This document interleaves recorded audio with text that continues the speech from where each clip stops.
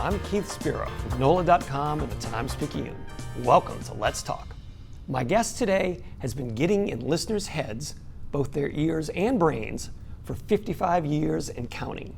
His radio career has taken him all around the country, but he always returned to his native New Orleans, where his voice is instantly recognizable. Since 2011, he's hosted WWL-870's popular Scoot on the Air talk show, sounding off on politics, pop culture, and everything in between. Here to talk about all that and more is Scott "Scoot" Paisant.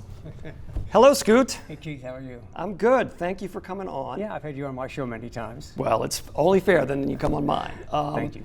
So the answer to this question is probably evident by virtue of the fact that you're off right now, but you chose to come on a talk show. But do you ever get tired of talking? Yeah, I do. You know, like when I'm off the air, when I just get off the air at 4 o'clock, I don't want to talk to anybody. I go to my office and I close the door. I don't want to talk to anyone. It's not that I'm being mean. It's just that, yeah, I'm tired of talking, and I'm very quiet and reclusive in my personal private life. When I do my show, I'm on, and I'm very reclusive otherwise. So I can be very quiet, quite often in the car. Most of the time in the car, I'm not listening to anything. Really? Silent. You like the silence? I like the silence, yeah. Yeah, imagine you have to decompress after spending 3 hours engaging with people. Yeah, it's intense, and you know the mental fatigue manifests to physical fatigue as well. And so yeah, I'm pretty brain dead. I mean, I'm wiped out, and you know, I prepare for my show in the morning, and then the show is 1 to 4, so I can't. There's not a lot I can do in the morning. At 4 o'clock, that's when I need to do some things that, like, I'm just totally wiped out. I don't want to do anything, but I do what I have to do. So, what does the prep for your show consist of? I mean, how are you? You have certain scheduled guests, obviously, but a big part of the show is just taking random callers. So you, I guess, are reading the newspaper, getting up to speed on the events of the day. What's the prep like? I'm checking out NOLA.com. Good for you. I'm checking out different websites, and you know, I have conservative and liberal websites that I check out. I watch the news. I also, you know, wake up in the morning, and you know, I've done this from the very beginning of my career. I get a sense of the day. Mm-hmm. You know, the audience, the collective attitude of the audience is different on a rainy Monday than it is on a sunny Friday afternoon. It's different on a Friday in the spring and summer than it is on a Friday even in the dead of winter. So you take into consideration what you think the audience is feeling, and I start with that. That's the lowest common denominator of what I deal with. So yeah, you kind of take the temperature of the day, literally feel what the pulse is of the city, and kind of riff off of that. That kind of dictates the tone of your show. Yeah, exactly. Yeah, and it amazes me how many people in my business are totally oblivious to that. Like, they'll do like the hardest core topics on a Friday, on a beautiful Friday in the spring, and I'm going, what's going on here? I mean, I'm not like in the mood for this. Yeah, you know, it's funny. I mean, that's kind of what I do when I cover Jazz Fest. I try to like feel what the vibe is on that day. When I write like the end of the day column, it's kind of like, what was the guiding principle of the day? What was the big story? And that's kind of what you do. You ride that wave of what's going on with the day. Yeah. So a lot of what you do is take calls from callers. As you're talking to them, do you form a mental picture of what these people look like? A very unfair mental picture, I'm sure. Yeah, I do. And I've got to tell you that during some conversations, I'm hitting the talk button and I'm talking to my senior producer, Ian Hoke, in the other studio, and we're having conversations about the caller while they're talking. Once in a while, not often, but you know, sometimes it begs commentary. So you're talking trash about them as they're talking to you sometimes. Well, I mean, sometimes occasionally it's deserved, I'm sure. Yes. Yeah. Well, yeah, and you've written about this on your blog. I mean, sometimes you get callers that are just so completely uninformed or coming. Like, you've got to have patience to let these people talk to a degree, but at the same token, you must want to just like click, you know, hang up on these guys. Yeah. Keith, I get a lot of people who will say, if they meet me, they'll say, "Oh my God, I can't believe the patience that you have, man. I'd hang up on those people. I tell those people to, you know, blank. I have patience to a degree, but there are times, I mean, I'm human, there are times that I lose my patience because there is such misinformation out there perceived as fact. And people get caught in these biased echo chambers in the media, and they all repeat basically the same thing. So I know they're not original thoughts. I know they're not thinking for themselves. They're regurgitating what they've been told by other media, and it's a bit maddening. So in a way, I mean, you see that as part of your role is to sort of combat the disinformation. A left or a right thing. I mean, there's bias and disinformation coming from all directions. But you and like me as members of the media, I mean, I feel like that's partly our role is to dispel some of that information. Yeah, the discouraging thing today is that people don't want the truth. They want confirmation for what they already believe. They want confirmation for their bias. So they don't care so much about the truth as much as they care about confirmation for what they believe. I think there are a lot of people who listen to my show on a daily basis and follow me on social media. I think a lot of people feel that it's their responsibility to correct me, to call me out, to defend whatever their position is. And I find that interesting that there are people who have a false sense of importance. And I think sometimes through social media, they feel like they have power to manifest change, and they don't. They're not changing anything. I mean, I'm doing the show. Of course, I listen to people, but the comments that are from people who are totally misinformed, they're not changing anything. No one ever commits anybody with a Facebook post to change their mind. I mean, those arguments are pointless because, as you say, people have their codified opinions and they're not going to be changed by a Facebook post. I've recently just started on Substack, and there's a whole different audience there. There's a more cerebral audience there. It's not the same audience that's on Facebook and Instagram, and I'm thrilled. Scoot on the Air Substack. I'm thrilled to be there, and I'm really looking forward to communicating with that audience. Which brings me to a point. You're incredibly prolific. I mean, you do the 3 hours on the air, but you also do your posts on WWL's website, and now you're on Substack as well. That's a lot of output, man. Yeah, it is. It is. I have somebody in my life now who is understanding of that, but I have lost a lot of people who are not so understanding of that. And it's, my work is a priority. I define myself by my job. I have always been work-oriented since I was a kid. I mean, I had a friend in the neighborhood who was a little older than me, and he worked at a hardware store on Veterans Highway. And I used to walk up and I used to kind of hang out with him while he was working and ask if I could do anything to help him, with the nails or the screws or whatever. And I mean, I just always wanted to work. And so, my work is my life. Absolutely. If you're just tuning in, my guest today is WWL 870 afternoon talk show host, Scoot Paisant. Let's go back all the way to the beginning. You, as a boy growing up in New Orleans, you were interested in radio pretty early on. I mean, there was a story about you going to Lakeside Mall and seeing a DJ or something there that got you started on the path. My friends, we had gone to Lakeside, and there was a band playing at Lakeside, and there was this DJ that got up, and he had sunglasses on, and he got up, and he had the voice, and he's announcing the band, and I thought, damn, that's what I want to do. And then I ended up imitating people on the radio. I would drive my friends crazy, but I imitated people on the radio in the car. And I always loved the business. And then I had a chance to be Bob Ruby's producer on WWL in the morning. And the producer back then was just somebody who got his coffee and read the newspaper, answered the phone. It wasn't much of a producer job, not like Ian, what Ian is to me. But I fell in love with the business. And it was interesting, Keith, because all the years that I spent in music radio were really cool. But I remember the day that I started, the first day that I started doing talk on WWL, and I guess this was about 1992. And I looked out of the window and I just thought, this is where God wants me to be. This is what God wants me to do. And I remember when I was on the air in San Diego, I was doing music radio in San Diego, and our sister station had a remote. It was not far from where I lived. Mm-hmm. And I went to go see the AM DJ doing this remote on location.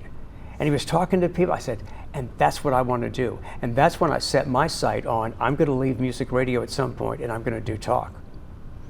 Well, yeah, and obviously music radio, it's a lot of fun, and it entertains people, but talk radio is a different level of, I don't know, seriousness is the right word, but I mean, you're able to affect people in a different way. They're just playing the hits of the day, I guess. Well, a lot of people that grew up listening to me have grown up too. Mm-hmm. And so I have tried to grow up and change and evolve with my audience. So they've grown up. They're not still listening to morning radio the way they once did. I mean, some are, but not everybody. So, you know, in order to stay relevant, I had to change, and it really fit me. I add a lot of pop culture. I add a lot of music to my show. I don't know of anybody else in the country who uses bumper music the way I do, and it keeps that music part of me alive. Well, yeah, that's it, because you spent so many years doing that. I mean, you did all the things that rock radio DJs did. You hung out with rock stars. You did all the. You had the big hair back in the day in the 80s. I did. You went for it all. You know, there's a picture of you with Alice Cooper. I remember it's very funny. I mean, you were like a blonde version of Alice Cooper, I think, your hair at that point. So yeah, it had to be, I mean, it was a hoot. I mean, or you wouldn't have done it as long as it was. Yeah, it was crazy. I mean, I did crazy things. I mean, long before anybody had heard of Howard Stern, I don't know what it was in me, but I mean, I was pushing radio to the limit. I mean, I was pushing the envelope at the beginning of my career. I mean, my first job in the morning, first of all, I was put in the morning on FM. Mm-hmm. They wanted to, WWL wanted to try to help me advance, I guess, and so I went from being Bob Ruby's producer to getting the morning show on WWL FM when they switched from elevator music to contemporary hits. And they put me on in the morning because nobody listened to FM back then. Mm. I mean, well, we'll put Scoot on in the morning because he's so bad. I mean, I was so bad, they put me on in the morning. Well, nobody was doing morning radio. People were listening in the afternoon and at night. And so I thought, well, wait a minute. People are not going to care if it's AM or FM. Right. Bob Ruby did a personality show on AM and it worked. I'm going to do a personality show on FM. And I did, and it took off. And one of the first things that happened was this model called into my show, and she was very well known as a model. Okay. I'll put it that way. Okay. And so people are tuning in to hear that conversation that's going on. And you pushed the envelope with what you can say on radio at that point. Yeah, so, yeah. And you've changed with the times quite a bit over the years, but one thing that has not changed, I think, is your fondness for the music of the 1980s. Yeah. You still an 80s guy? I mean, I love the 80s. I love the grunge era. I mean, I really did. And I saw that through my son, as he was getting older and getting into music. So I loved other eras, but there was just something about the 80s. It was a good time. It was a happy time. We can look back and we can think about, there were things that were not perfect about the Reagan administration, but people were generally happy. It was a positive time, and there was a dark side of the 80s, but the popular 80s music really did reflect a really fun, popular time in America. And people, there was a gap between the disco era and the 80s music, and people were dancing again. There was this gap where there was the new wave music, and people weren't really dancing. And I remember once I was on the dance floor at 4141 on St. Charles, and my wife at the time and I were dancing to Human League, Don't You Want Me, Baby. Yep. And I thought, people are dancing again. And so, yeah, things changed. And it was a happy time. Absolutely, absolutely. If you're just tuning in, my guest today is WWL 870 AM afternoon radio host, Scoot Paisant. Yeah, you're right. I mean, the 80s music is all about fun. Grunge was not. You couldn't really dance to grunge, I guess.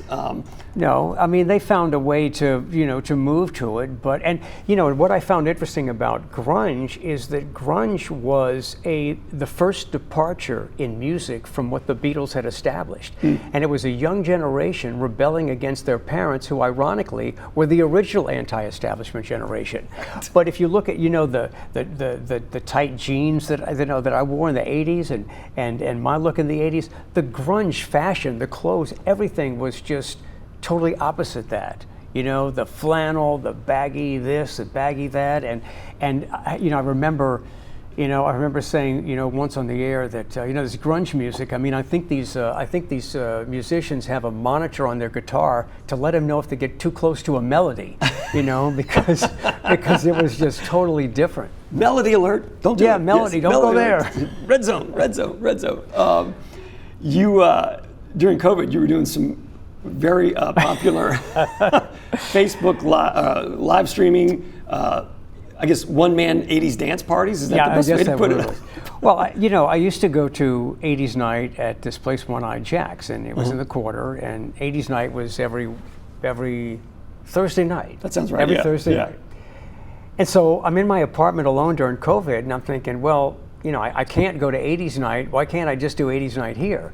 Well, it evolved, and I started dressing like the people in the video, doing a very crude, raw, reasonable facsimile of the video, including Madonna in the wedding dress that Madonna wore when she did Like a Virgin on the MTV Video Awards, to Annie Lennox, where I slicked my hair back and wore a suit, to, you know, many other people. But yeah, I would kind of mock the, you know, the video. And I mean, there would be like 20, 30,000 people viewing at the time, and there was some couple in Rome that tuned in every Thursday night. It was kind of crazy. You had a global audience. It was amazing, yeah. Then you found out you were violating copyright laws or something. Oh yeah, so then you got into the whole copyright thing, and then it's like, okay, I got away with it as long as I could, and I didn't know I was doing anything wrong, but yes, that's what happened, and that ended that dance party. Oh my gosh! Well, I mean, you know, ended the dance party. Kind of symbolic. I mean, that was the end of the dance party. Yeah. So, you know, your persona, and I don't think that's even the right word, your persona on the air, I mean, I think it very much is you. I mean, the voice, the attitude that people hear on the air, do you think that's pretty much a reflection of you? It is me. Excuse me. I'm different. I'm different off the air, but I'm totally me on the air. Mm-hmm. Excuse me. Mm-hmm. Yeah, I'm totally me on the air. I mean, that's me. I'm not told what to say. I am free to express my opinions. I share a lot of my personal life, and that's how you bond with the audience. I mean, if I have a problem, they have a problem. If there's a type of driver that is bothering me, I'm sure others are bothered by the same driver. So it's sharing your life lets people get to know you, and that builds a bond with the audience. And when they know these personal things about you, they feel like they know you. And I think that's the magic of radio. You know, there are thousands of people listening, but a hell of a lot of people are listening alone, in their car, at home, in an office. So it's really just me one-on-one with each listener, and that's the way I perceive it. I talk to basically to each listener. And when I meet people, I really do envision their faces when I'm doing the show, and it gives me a chance to put a face with the audience. No, it's a very intimate relationship, ultimately. I mean, between a listener and a radio personality, a radio host. I mean, it is, and I think that's truly the magic of radio, which is why video didn't kill the radio star. As what the Buggles said, was the Buggles yesterday? Yeah. That's right, that's right. If you're just tuning in, my guest today is WWL-870 afternoon talk show host, Scoot Paisant. Yeah, Scoot, and that is the thing. And you can't, I guess, violate that relationship with people in a sense that to a degree you have to be careful what you say. I mean, because there's no taking it back. I mean, you're live on the air. Right. That's right. What comes out of your mouth goes out into the universe instantly. You know, I guess you've had to backtrack every now and then, or sometimes things slip that maybe shouldn't have. How do you manage that? I mean, do you have a self-editor that's very good at, you know, if you're emotional and it catches you though before you let too much emotion slip out and get the best of you? I do. You know, the other day I was, I don't know, the topic came up and I was just sharing Oh, it was Luke Combs was talking about how, yeah, you know, I've got my priorities in order this year. My family's first. It was Luke Combs, the country star, yep. Yeah, and I thought, okay, well, that's great, Luke. You know, you've got all this money. You know, you're set. You can probably tour when you want to tour. It's easy to make your kids first. But sometimes there's a time in all of our lives when we have to put the job first because we're not in that position. And I thought back on times when I lived in other cities because I had to move to maintain, you know, support for my son. I didn't want to, but I did. It turned out to be an interesting journey. But I really broke down on the air talking about how difficult it was to drop my son off at the airport. And I didn't expect that to hit me that way because I've talked about things like that before, but that particular day, that hit me really, really hard. But I'm not afraid to, you know, to show that reality, and I think you have to be a real person. And I, again, talk about my life, and I'm very open about mistakes that I've made. You know, I've talked about drug use in the past. None of it, you know, ruined my career or my life or my health. I mean, I wouldn't still be doing that today, and neither would Mick Jagger if he, you know, wants to continue. I mean, right. Mick Jagger wouldn't have made it to 80 if he had continued doing drugs. But I mean, I had fun telling the story about Wolfman Jack. You know, I had just gotten a vial of cocaine, and Wolfman Jack, I was backstage at the Stones in the Dome, and I knew that Wolfman Jack did coke, and so I offered him. I said, "Hey, you want some coke?" And he said, "Sure, thanks." He took the vial. I never saw him again. I'm going, dude, I just bought that. And that was I just wanted to share a little bit with you. And then I'm also thinking that, my God, you're backstage at the Stones concert and you got to steal my little vial of cocaine. So anyway, I mean, I'm not proud of that part of my life, but it's funny and it's real. And a lot of people, I think, are afraid to be real on the radio. They're afraid to say, yeah, I did smoke marijuana. Yeah, I did cocaine. I didn't do anything else, but I did those things, and I think that helps create a bond with the audience. I wouldn't do it today, and I'm very proud of who I am today. That's right. I mean, every human makes mistakes. Oh, so, yeah. Yes. Oh, yeah. You live and you learn. Yeah, and so we got about 4 minutes left here. I think you do a good job of walking the line between liberal and conservative. Like, I don't think anyone can specifically say, oh, this guy's a liberal, this guy's a conservative. I think you take positions that appeal to both sides here and there. I appreciate that you think that, or that you feel that way, because that's the way I feel. You know, I'm a radical moderate. I'm radical moderate. You know, I mean, I'm radical in my views. I have opinions when it comes to everything, but I'm not all right or all left. That confuses a lot of people because they want you to be all right or all left. They want to be able to define you. And I kind of really, I think it irritates people that I'm not just one way. But most of us are either independent or we're moderate Republicans or moderate Democrats. That's the majority of the voting public. It's not far right or far left. And so I'm very conservative on many things, but the conservative people don't hear it. Because if I say one thing like, I support gay marriage, oh, well, you're some whacked out liberal. So you can be conservative on everything but one issue, and then you're just a whacked out liberal in the minds of some of those listeners. Well, that gets back to what we were talking about earlier. People are in their silos and they pick and choose the facts and the figures, and they draw conclusions from just a very small sampling. All right, so the last couple minutes here, as we speak here, you're early 70s, right? Thereabouts. Yeah, somewhere in that area. 55 years on radio. You know? I mean, you can do the math. I mean, you can start when you were 6. I didn't start when I was 6, no. I've never actually said it, but you could do the math and figure it out. So, I mean, are there times now, and you talked earlier about how, you know, you saw the guy doing the remote and you thought you wanted to do that. I mean, are you ever like, you know, doing a remote from like the opening of a Piggly Wiggly in West Wego, and you're like, what am I doing with my life? Like, does it get old at some point? There have been times when I felt like I was, you know, like in a zoo and people were just, you know, coming by to look in the cage. When you're doing a remote specifically, right? Yeah. But I got past that stage, and it's a chance to meet the listeners. It's a chance to meet people. And some people will listen to you for 50 years, and they'll see you one time. And you've got to be your best. You've got to be nice, and you've got to be your best at that one time they meet you, because that's going to stay with them forever.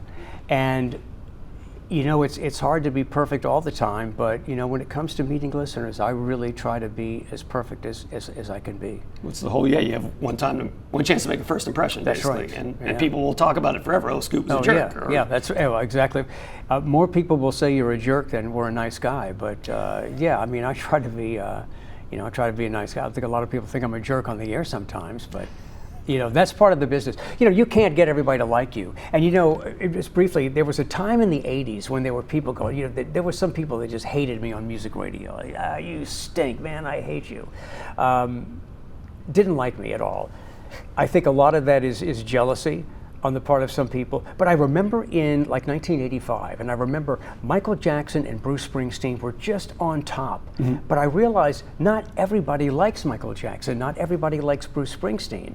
And I said, you don't have to get everybody to like you to be very, very successful. If you try to get everybody to like you, you're going to be so bland that nobody's going to like you. So you've got to take chances, and you've got to do things. In any business you're in, you've got to have that edge. You've got to have that definition that's going to aggravate some people, but make a lot of people happy. And it makes people remember you, and and you stand out from the crowd a little bit. So I hope.